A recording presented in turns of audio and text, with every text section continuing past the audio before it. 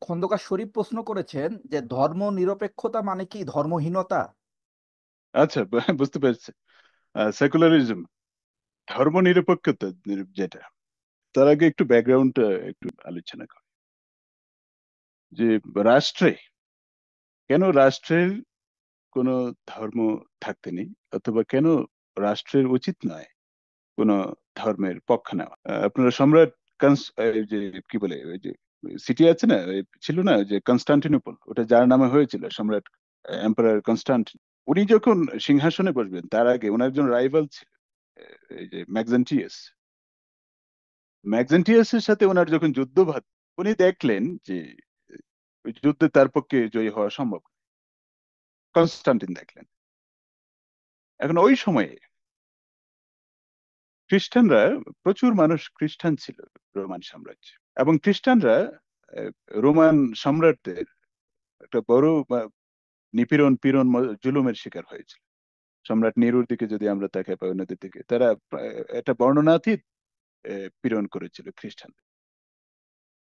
Constantin বুদ্ধি করে করলেন কি, চিন্তা করলেন যে আমাকে যদি ম্যাকজেন্টিয়াসের বিরুদ্ধে জয়ী হতে হয়, আমাকে কোনোভাবে এই খ্রিস্টানদেরকে হাতে আনতে হবে, তাদের মনটা জয় করতে হবে। উনি করলেন কি, একদিন ঘুম থেকে উঠে ঘোষণা দিলেন, আমি স্বপ্নে দেখেছি যে এই যে খ্রিস্টানদের একটা সিম্বল আছে, এটা ওই যে ইয়ে বলে, শিরো, শিরো বলে, যে এই সিম্বলটা এটা যাদের গলায় থাকবে বা শরীরে থাকবে তারা যুদ্ধে জয় লাভ। এবং খ্রিস্টানদের খুব প্রশংসা করা শুরু করলেন এর। এবং তার যে সৈন্য আছে তাদের যে শিল্ড বর্ম ছিল, ওখানে ওই শিরোর সিম্বল ওটা ওখানে এনগ্রেভ করে উনি দিয়েছিলেন। খ্রিস্টানরা এনার্জাইজড হলো যে সম্রাট আমাদের পক্ষ নিয়েছেন বা আমাদের ধর্মের পক্ষ নিয়েছেন, এটা এটা এরকম। খ্রিস্টানরা ওই যুদ্ধ হচ্ছে প্রাণপণে লড়লো, তারা যোগ দিল, এবং আলটিমেটলি কনস্টান্টিন জয়লাভ করলো, এবং তিনি খ্রিস্টান ধর্ম গ্রহণ করলেন। এবং তখন থেকে প্রথম রাষ্ট্রধর্ম যেটা স্টেট রিলিজিয়ন, ওটা ওখান থেকে কনস্টান্টিনের হাত ধরে শুরু হয়। রোমান সাম্রাজ্যের তখন হচ্ছে যে স্টেট রিলিজিয়ন খ্রিস্টান ধর্ম। কিন্তু পরবর্তীতে দেখা গেল কি, যে কনস্টান্টিনের উদাহরণ অনুসরণ করে আরো অনেক রাজনীতিবিদ, রাজা, বাদশাহ, তারা ধর্মকে ব্যবহার করে।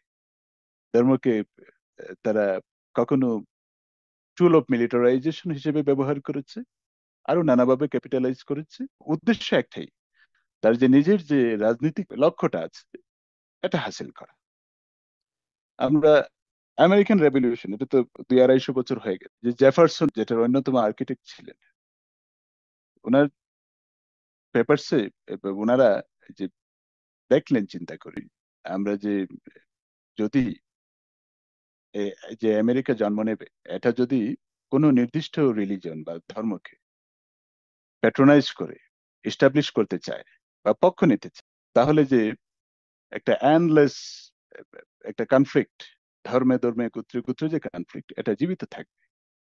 আমেরিকান রেভলিউশন যে মহৎ লক্ষ্যে সংগঠিত হয়েছে, যদি স্টেটকে রিলিজন থেকে যদি আমি সেপারেট না করি, তাহলে ওইটা ব্যর্থ হবে। এটা তারা সেই 250 বছর আগে বুঝে। এটা একটা বড় কারণ যে আমেরিকান পলিটিক্সের যে স্ট্যাবিলিটি, কারণ না হলে তো এই যে আহ, মুসলিমরা এখানে পীড়নের শিকার হতো। এখন এই- উনি যেটা বলেছেন যে ধর্ম নিরপেক্ষতা মানে কি ধর্মহীনতা কিনা। এখন ধর্ম, রাষ্ট্র যদি ধর্ম নিরপেক্ষ না হয়, রাষ্ট্র যদি কোনো নির্দিষ্ট ধর্মের পক্ষ নেয় বা কোনো একটা নির্দিষ্ট ধর্মকে প্রমোট করে, তখন পরিস্থিতিটা কি হয়, এটা উদাহরণ তো আপনাদের সামনে আছে। ভারতে মুসলিম থাকতে পারবে না, সে নিরাপদ বোধ করবে না। বাংলাদেশে হিন্দু নিরাপদ বোধ করবে না। আমেরিকায় মুসলিমরা নিরাপদ বোধ করবে না। চায়না তো হচ্ছে আপনার, এটা সেকুলারও নয়, অ্যাথিস্ট কান্ট্রি। সোভিয়েত রাশিয়া, ওটা অ্যাথিস্ট কান্ট্রি ছিল, মানে ধর্ম বিরোধী ছিল। সেকুলার এক জিনিস, আর ধর্ম বিরোধী আরেক জিনিস। যেমন ধর্ম বিরোধী রাষ্ট্র কোনগুলো ছিল? সোভিয়েত রাশিয়া ছিল। চায়নাতে টু আ সার্টিন এক্সটেন্ট এটা এখন আর। সো যে ওরা অ্যাক্টিভলি হচ্ছে রিলিজনকে সাপ্রেস করে। বা ধর্ম নিরপেক্ষ রাষ্ট্র বা সেকুলার রাষ্ট্র কি করে, সে সবাইকে নিজ নিজ ধর্মটা পালন করতে দেয়, এবং যে ধর্ম পালন করতে চায় না তার স্বাধীনতাটাও সে রক্ষা করে। অর্থাৎ তুমি ধর্ম পালন করতে চাও, করো। তুমি ধর্ম পালন করতে চাও না, সেটাও করো, অসুবিধা নেই। আমি এই যে একটা মামলার রায় পড়েছিলাম আমেরিকার, বিচারকের নাম ছিল অরভিল ডগলাস। উনি মন্তব্য করেছিলেন এই যে যে আমেরিকাতে যে ধর্মীয় স্বাধীনতার যে বিষয়টা, এটা আমেরিকান কনস্টিটিউশনের ফার্স্ট অ্যামেন্ডমেন্টে এটা নিশ্চিত করা হয়েছে, যে এটা ইন্টারপ্রিট করতে গিয়ে উনি বলেছেন যে ধর্মীয় স্বাধীনতা মানে শুধু ধর্ম পালনের স্বাধীনতা নয়, ধর্ম পালন না করার স্বাধীনতাও ধর্মীয় স্বাধীনতা।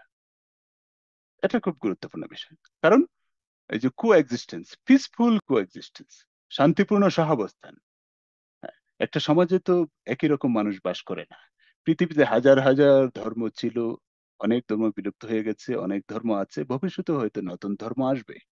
হ্যাঁ, কিন্তু সব মানুষকে আপনার হচ্ছে সমাজে স্পেস দিতে হবে।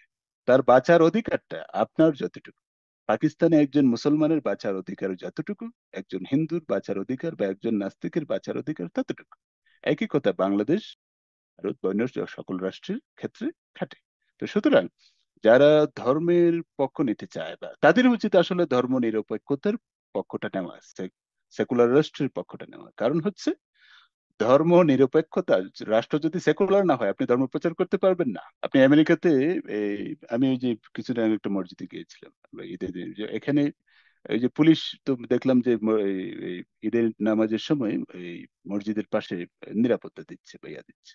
তারপর হচ্ছে ইমাম সাহেব যা খুশি এই খুতবাতে বলছে। এটা তো উনি বলতে পারতেন না যদি আমেরিকা বলতো যে না, এখানে খ্রিস্টান ছাড়া আর কেউ থাকতে পারবে না, আর কোনো ধর্ম এখানে প্রচার করা যাবে না, এই অবস্থানটা যদি নিত। তো সুতরাং যারা এইসব কথা বলে, এই যে আপনি যে নিরপেক্ষতা মানে ধর্মহীনতা, এই এই অপপ্রচারগুলো যারা চালায়, তারা কিন্তু মূলত ধর্ম নিরপেক্ষতার সুযোগ নিয়ে ধর্মটা প্রচার করছে। আপনি ভারত যদি বলে যে we are no longer secular, আমরা আজকে থেকে একেবারেই হিন্দু রাষ্ট্র, হিন্দু ছাড়া আর কেউ, আর কোন ধর্মের মানুষকে আমরা এখানে হচ্ছে তাদের রাইটস গুলো আমরা কার্টিল করে ফেলবো, তাহলে পরিস্থিতিটা কি হবে? তো সুতরাং আপনাকে কল্পনা করতে হবে যে মেজরিটির শক্তি যেটা, যে আমি বাংলাদেশ খুবই ছোট রাষ্ট্র, আপনি হয়তো বাংলাদেশ থেকে কখনো বের হননি, এজন্য আপনার মনে হচ্ছে যে বাংলাদেশই পৃথিবী। No, Bangladesh is not the, এটা পৃথিবী নয়। আপনাকে কল্পনা করতে হবে যে আমি একজন হিন্দুর সাথে আচরণ করার সময় কল্পনা করতে হবে ভারতে একজন হিন্দু মুসলমানের সাথে কেমন আচরণ করবে, আমেরিকা একজন খ্রিস্টান বা একজন নাস্তিক একজন মুসলমানের সাথে কেমন আচরণ করবে। এই বিষয়গুলো মাথায় রাখতে হবে। ঠিক আছে, ডাইভার্সিটি যে বিষয়টা, কোন সমাজে যদি চিন্তার ডাইভার্সিটি না থাকে, চিন্তার বৈচিত্র্য না থাকে, মানুষের বৈচিত্র্য না থাকে, ধর্মের বৈচিত্র্য না থাকে, এবং ধর্মহীনতার বৈচিত্র্য না থাকে, ওই সমাজ এটা খুবই মনোটোনাস হয়ে যায়। আপনি ঘুম থেকে উঠেই দেখবেন যে সব এক ধরনের এক রঙের মানুষ, এটা ভালো লাগবে না। তো সুতরাং আপনি ধর্ম পালন করুন, একই সাথে যে ধর্ম পালন করতে চায় না তার অধিকারটাও আপনাকে রক্ষা করতে হবে। কারণ এটা করলেই, যে রাষ্ট্রে কেউ ধর্ম পালন করে না সে ধর্ম পালনকারীর পক্ষে দাঁড়াবে, অন্যথায় এই বিষ বাষ্প, এই পয়জানাস স্টিম, এটা হচ্ছে প্রোপাগেট করবে, বাড়তে থাকবে। এটা, এখন তো রাষ্ট্রগুলোর বর্ডার নেই, এক দেশের মানুষ আরেক দেশে যাচ্ছে, প্রতিদিন যাচ্ছে, হাজার হাজার ফ্লাইট এক জায়গা থেকে আরেক জায়গায় মুভ করছে।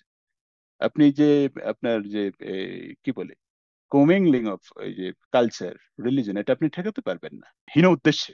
ধর্ম নিরপেক্ষতা মানে ধর্মহীনতা, এটা প্রচার করা উচিত নয়। সমাজে ধর্মেরও ভূমিকা আছে, গুরুত্বপূর্ণ ভূমিকা আছে। এটা ধর্মের আবির্ভাবটা কেন ঘটেছে এটা আমাদেরকে দেখতে হবে। কারণ এই সমাজ এক সময় রাষ্ট্র ছিল না, কোডিফাইড ল ছিল না, যে আমরা পেনাল কোড, সিআরপিসি, এগুলো তো একসময় ছিল না। তাহলে ওই সময় সমাজ ফাংশন করতো কিভাবে? জাস্টিস বিচার তখন কিভাবে ছিল? ওগুলো এই যে মার্কিন কি বলে আমেরিকার সুপ্রিম কোর্টে ওদের একটা বিল্ডিং এ প্রফেট মোহাম্মদের ইয়া আছে, ইসলামের যে নবী ওনার ইয়া আছে, স্কাপচার আছে, ভাস্কর্য আছে। এটা কেন রাখা হলো? ইটস এ সিম্বল যে আমরা আইন, আদালত, জাস্টিস, বিচার বলতে যা বুঝি, এটা এক সময় সমাজে এটা ধর্মের হাত ধরে হচ্ছে এটা ডেভেলপ করেছে। যে সমাজে ক্রিমিনাল ল হচ্ছে শক্তিশালী, আইন শক্তিশালী, ওখানে ধর্মের প্রয়োজনীয়তাটা একটু কম, ওটা না হলেও চলে। ব্যক্তিগত পরিমণ্ডলে মানুষ ধর্ম চর্চা করে নিজের সন্তুষ্টির জন্য বা অন্য নানা কারণে। কিন্তু এই যে সমাজে আইন ও বিচার ব্যবস্থা শক্তিশালী থাকে, ওখানে হচ্ছে এই বিষয়গুলোর খুব একটা আহ, দরকার পড়ে না।